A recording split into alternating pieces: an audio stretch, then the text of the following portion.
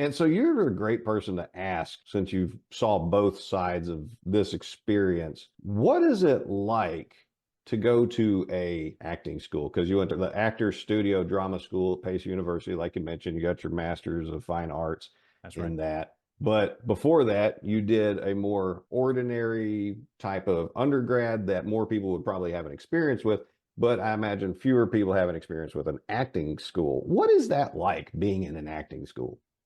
They call it drama school for a reason, Stephen. There's a lot of drama at Yeah. drama school. I'll give you a very serious answer where I'll tell you some quick pluses and some quick minuses real quick. The pluses are you are encouraged to fail, to try new things, to be bad, but did you make a big choice to be vulnerable in front of your peers? And that is all stuff that just in my normal everyday life, I'm not trying to be super vulnerable or private in public or bring life to text. So it really was this creative hub where every day we were exploring new things, exploring movement, exploring voice work, and not necessarily singing, but just like, what is it to speak in different registers from your chest or maybe up here in your nose and all up there? How does that affect your character and stuff like that? And then also just, again, like I said, just the trying and failing every day, and it's okay. That was something, that was a big learning experience for me as well. There are a few negatives inevitably as well. It was a very small class of only about 20 to 22, I think our class was told, and that includes directors and playwrights. So it was a rather small class. So you're locked with these same people for 3 years in a very intimate space. Inevitably, emotions can run high and there can be frustrations, and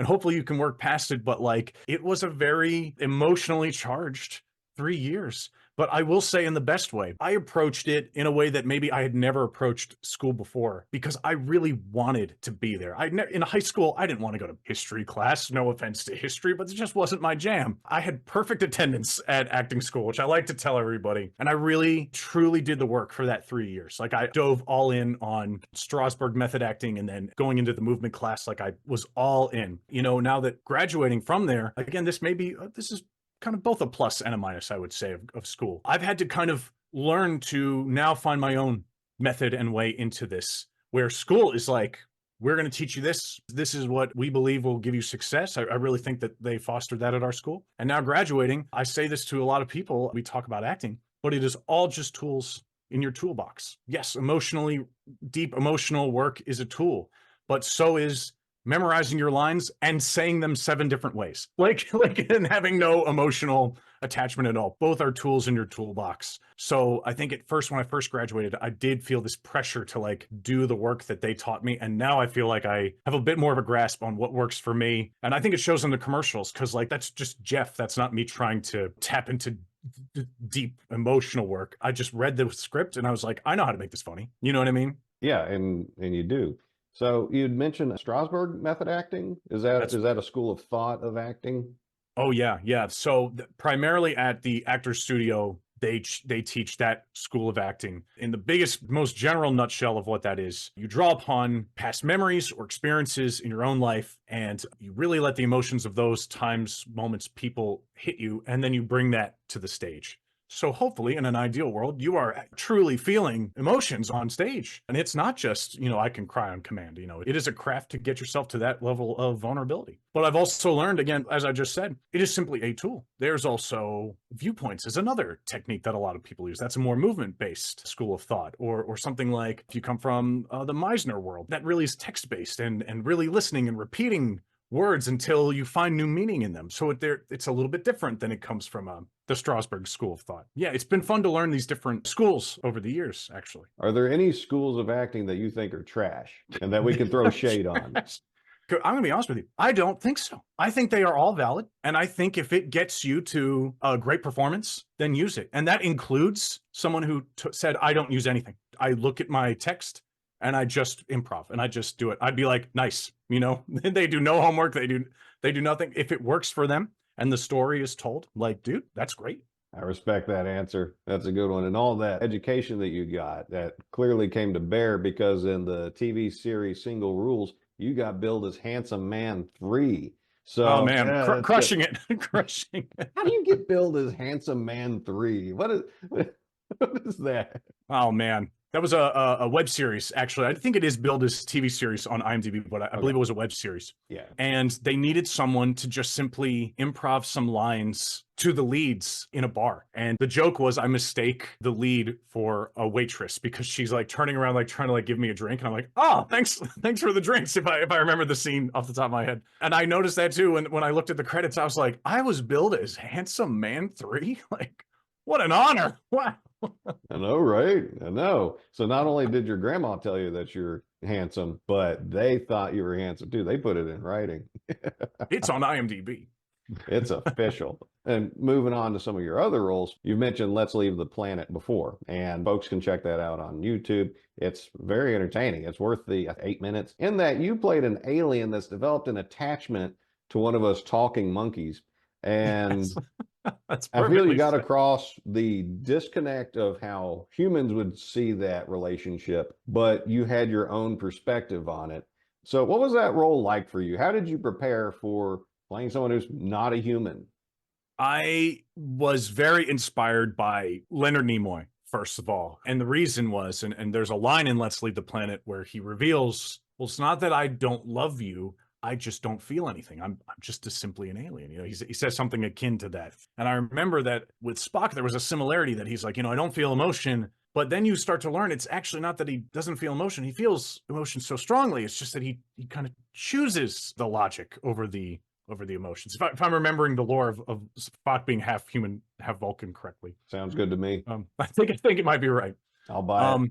Spock was never wooden, but he was also never like excitable. And so I remember going into this, I was like, I want to bring that. Like, we all have met that person who is just like a little more logic based, a little more blunt, maybe, but they still have great ideas. It's not that they're not a creative person. It's just like what they say things just so bluntly. That is something I wanted to bring to that character. And I think it arrived in the final performance. I hope it doesn't come off as wooden. I hope it's like he's just an alien and he just thinks a little differently than the rest of us. While the character might have a hard time relating to us and us to him, it wasn't hard for me and the audience to relate to that character and to understand what he's going through. Like maybe he doesn't have, his species doesn't have a word. They don't have the concept of what he's feeling. And that's what I got from it. So Totally. bravo. Good job. Oh, thank you. Yeah. I see that you're also in a short, and I haven't been able to find a copy of it, but Hands On, the hand model. So tell us about Hands On, the hand model.